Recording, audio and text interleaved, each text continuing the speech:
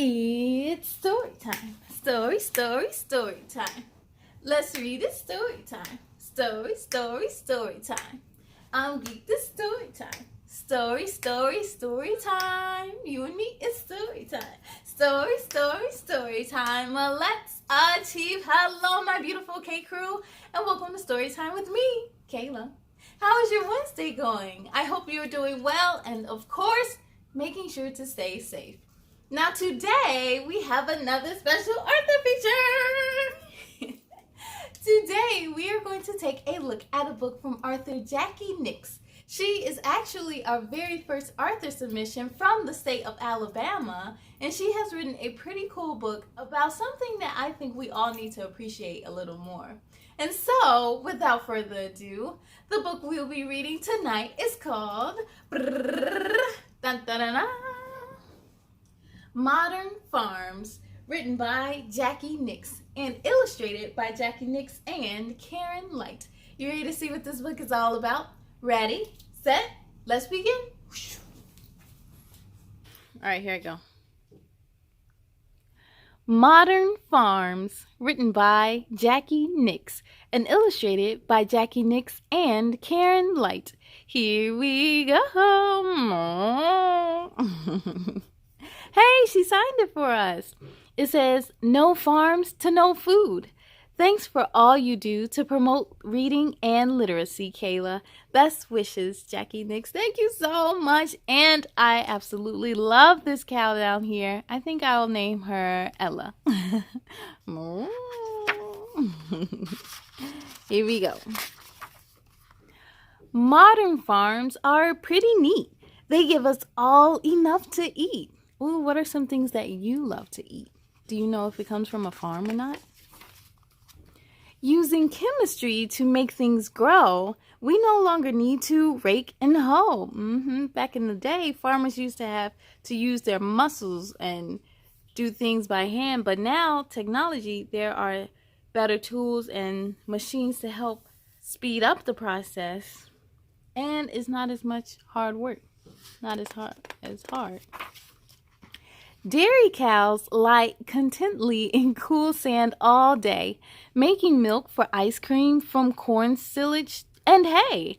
Also, cows eat hay and corn, and they eat it, and so then they get nice and comfortable, and they give us milk, and when we have milk, we can make ice cream, chocolate milk, and even cheese. Farmers harvest fresh tomatoes, put them in a truck, send them off to supermarkets. Wow, are we in luck? So anytime you see produce like vegetables or fruit at Target or Walmart or anything, once upon a time, it was at someone's farm, and they picked it and sent it to the stores for you to buy and take home with you and eat. Some farmers plant large fields that stretch clear to the sky. They tend to them on big tractors with computers and Wi-Fi. Now, this is a surprise to me. There may be acres and acres and acres of open land, but you can still use a computer and Wi-Fi. Technology, huh?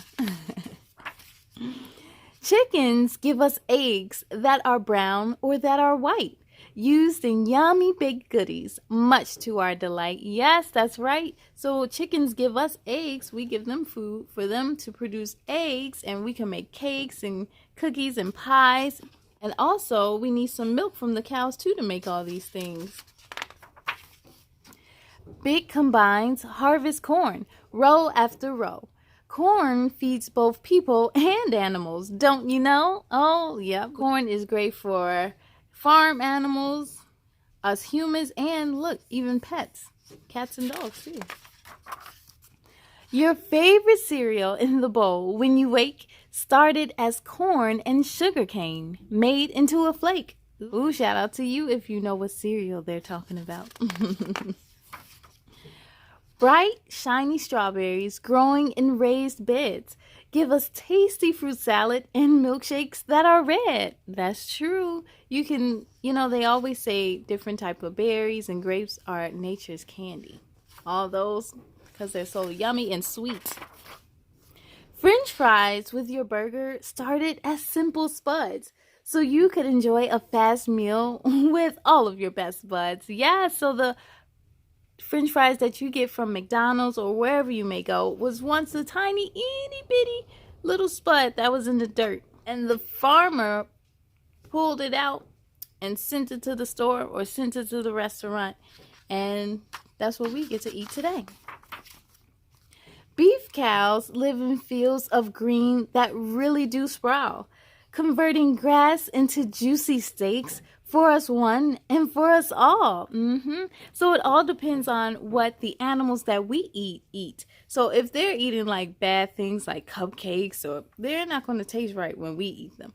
But if they're eating corn and the things that they're supposed to, they're going to taste better when we eat them. Farms come in all sorts of shapes and sizes to give us applesauce, pies, and other surprises. Ooh, I went to an apple orchard this past fall and I loved it. Oh, I got so many apples. Whether they are big or small, farms grow the food for one and all.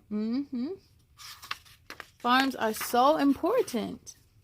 So, remember, your food doesn't just come from a store. It first grew on a farm so that you could have more. That's right. It doesn't just come straight from the store. It has a whole journey before.